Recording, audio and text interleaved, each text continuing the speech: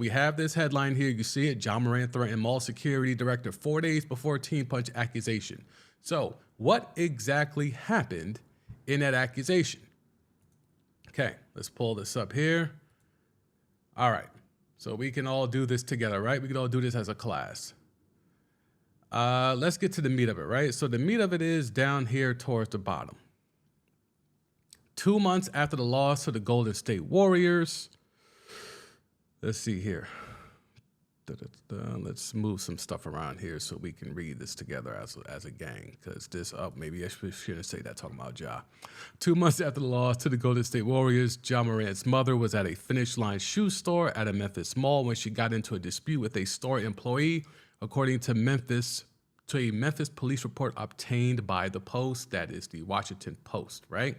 So we have that piece of it. I'm going to go ahead and read the rest of it since it's probably going to get cut off here. She called Morant, she as in Morant's mom, who arrived shortly after with a group of as many as 9 other people. So moms got into it with someone at Finish Line. They had words. She said, okay, I'm going to hit my son up. You don't know who my son is. Or maybe she let him know who the son is. I don't know. But whatever way, a phone call was made. Now, no one is saying this part isn't true. So let's take that for what it is, right? As of right now, everyone is corroborating that more or less in some kind of fashion, this happened. What happened next? So John then pull up to the mall, allegedly with 9 other people. He was confronted by the director of mall security. Morant and his friends refused the security guard's demands to leave the mall parking lot. Police arrived and a verbal confrontation escalated, the report says, until someone in the group allegedly pushed the security director in the head. So was that a mush? Like, is that old school? We're just mushing people? Is that what we're doing? Or I don't know how else you push someone in the head, but it sounds like son got mushed. Okay. As the group was leaving the premises, Ja Morant said, "Let me find out what time he gets off," police wrote in the report. The guard wanted to file a report, police wrote, because he felt threatened by the statement from Ja Morant and had been assaulted by the person who had pushed him. The disturbing parties left the scene and no arrests were made.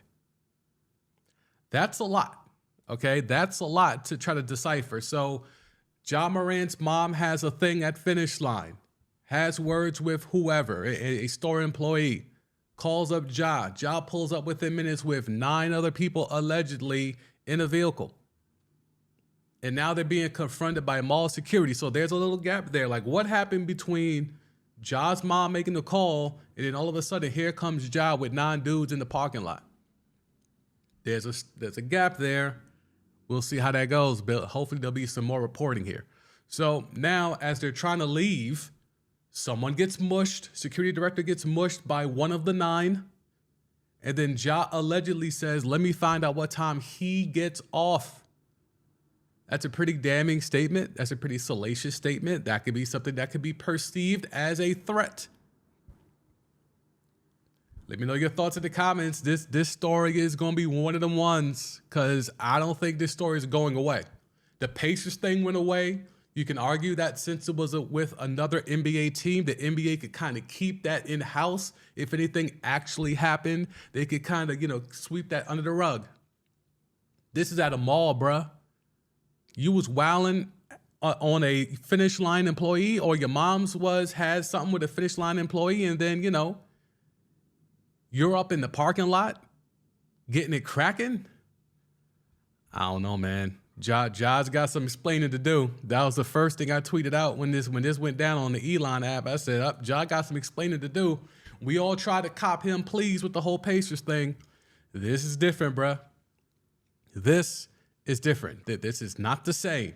So Ja Morant did come off the screen here, and I think the next part here is where you can really understand how problematic this could be if true. Because again, we're going under the assumption that this reporting with police reports is all above board. So the punching the team, he punched a 17-year-old high school hooper. This happened at his house. So they were getting a run-in, playing hoops. in Ja's crib. I think they said Mike Miller was there. Mike Miller. He's an exec in that front office, isn't he? He's a part of the Grizzlies front office, right? Mike Miller was there. A bunch of other people, Ja's people, and they're hooping. And apparently this 17-year-old kid who is a known hooper who has allegedly been there before. So this wasn't like a first-time thing and, he's just in awe of Ja and maybe an exchange of words. No, this is someone that has been there before, and they're hooping. The kid is guarding Ja one-on-one, and, according to the police report, the kid was like, yo, I'm in awe of Ja Morant. I'm in awe of Ja Morant. Like, I look up to this guy. I'm amazed I'm able to be able to go to his house and hoop and get some run and play literally against him. So the kid is a fan. He's looking up to Ja. I think he even said he views him as a mentor. Okay? So we have Ja and this kid, and they're going at it. It's competitive. It's hooping. It's balling. So the kid checks the ball up to Ja and apparently put a little oomph on it. Ja caught it, checked it back, like, check it up to me with respect. But the kid not wanting to bow down. No, I'm checking it. I'm keeping that same energy. This is hoop. This is ball. Checked it up again aggressively. Apparently this time was a little bit too aggressive for Ja. He didn't catch the check. Went through, hit him in the face, allegedly around the chin area. So now, Ja can look like he got sunned at his own crib, right? Youngin, come in my crib. I let you hoop in my crib. You're coming here. I'm letting you into a mansion. I got a mansion out here in Memphis because I'm the king of Memphis. Ain't no Graceland. It's Ja land. I'm out here. I'm outside. I'm letting you hoop. I'm trying to give back. I'm allowing local people to come in and hoop with me and run with me, and you're around me and my family. And the kid is into it. He's playing real ball. He's not playing soft. He's not, it's not like, you remember back when they had those clips of Obama hooping, they would just let Obama do whatever he wanted. He was looking like Magic Johnson anytime he played because you can't foul him because Secret Service got you lined up with them real beams. Allegedly not them Ja beams, but them real beams. But when it comes to this, the kid had no back down. Allegedly. Kid had no back down. Kid was willing to stand his ground and check it up. Aggressive. Ja didn't catch it, hits him in the grill, and allegedly, according to the police report, he asked his mans, should I do it to him?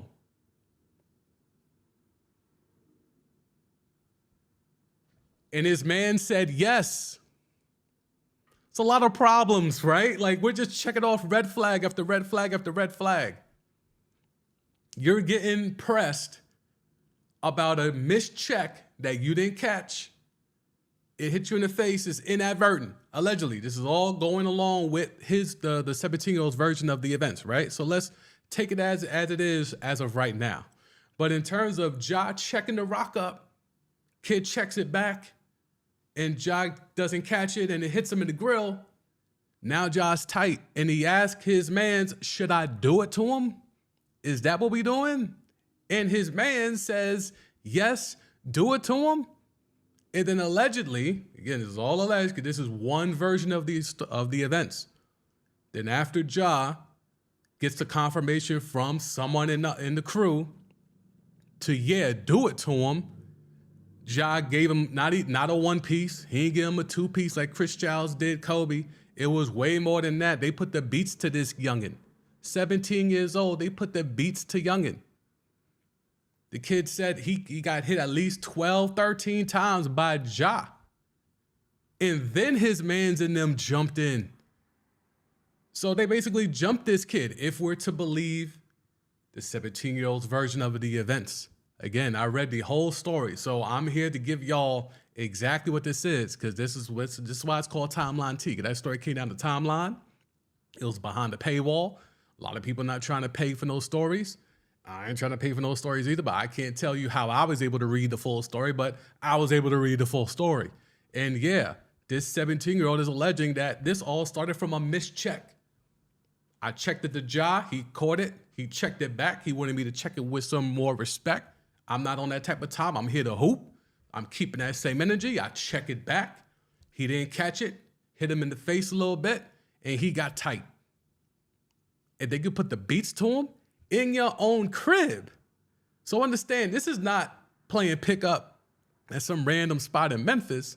This is at Ja's mansion with family and friends around. And allegedly Mike Miller on the premises. And Ja is out here putting the beats to a kid. And then his peoples jumps in. Ja, man, you got he has a signature shoe that looks awfully like a lot Kyrie's.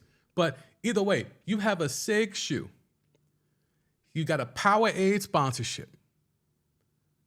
I mean, your Q rating is through the roof. You're starting to become, I won't say he's a superstar yet, but he's ascending to that point.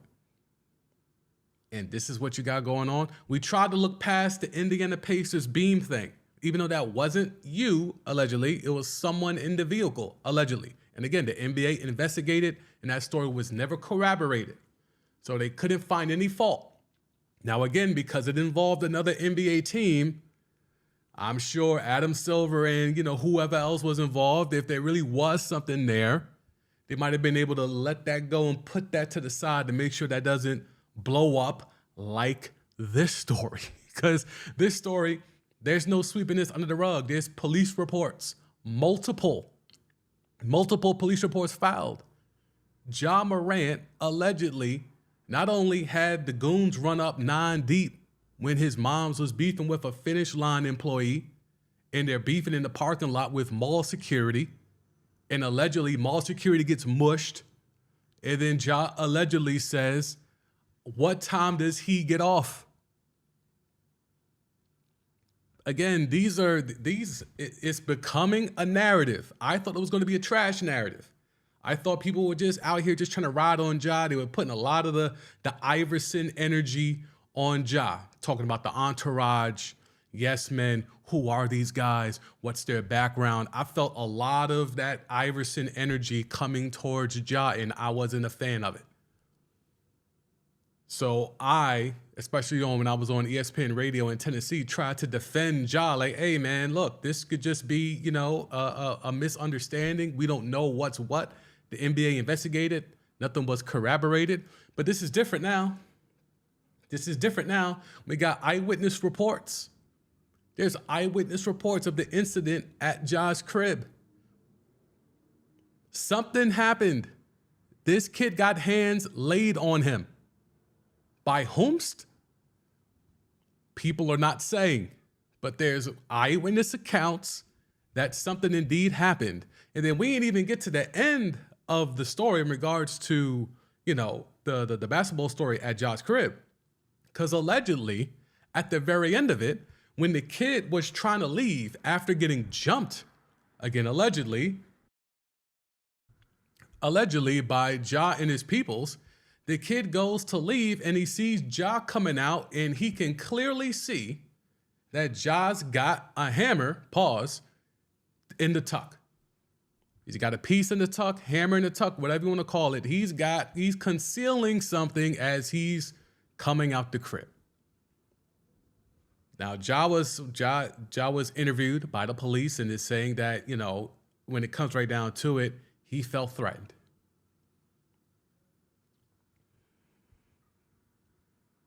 I'll let y'all decide on that one. But as of right now, it's really becoming problematic trying to defend Ja Morant. Now, again, his people have released a statement. Let's pull that up here so we can have full disclosure. I'm making sure y'all get all the information. Let me see. Pull this up here on the screen. Give me a sec. Boom. So Ja Morant's agent, Jim Tanner, says the reporting for the Washington Post today, that's yesterday now, was, quote, irresponsible and defamatory. Any and every allegation involving a firearm has been fully investigated by the NBA and law enforcement and could not be corroborated. The July 20, let's get the full thing. The July 26 incident was purely self-defense. Okay, so towing the company line, making sure that Ja's version of the events is out there. This is what we're getting now.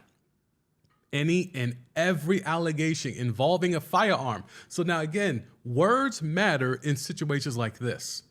Involving a firearm. That's not talking about him putting the beats to the kid in the backyard. Okay? That's not involving that. Any and every allegation involving a firearm has been fully investigated by the NBA and law enforcement. Now, I don't know about that NBA piece in regards to this 17-year-old getting the beats laid to him. That piece I did not read in the story. So he might just be lumping everything together and just saying, hey, look, everything's been investigated by the cops or the NBA and we good. Well, I don't know about that. I don't know about that law enforcement part. The NBA part, yes, because that was the Pacers angle. But in regards to the law enforcement angle, with Ja allegedly rolling 9 deep to the mall, impressing the mall security director, and then allegedly putting the beats to a 17-year-old at his own crib for checking the ball up too strong, I don't know if you could just say that's not corroborated. Because if you read the story, there's a lot of corroboration to that story. This is not going to be light. This is not going to go away. Threatened mall security director 4 days before the teen punch accusation. Ja Morant, what do you think? Let me know in the comments, whether live or on the replay. I'm here for it. This story's not going to go away anytime soon. I think Ja wishes it can go. Because remember, he's been out here. His Q rating is going up. Yeah, we can't even talk about the thing with them and Shannon, about a month or so ago with Shannon with the tight ass cardigan. Like, we can't even get into that because that's kind of whatever. That was more Dylan Brooks and them. But in regards to this story with the Pacers story, it's starting to paint a bad picture for your man's Ja Morant.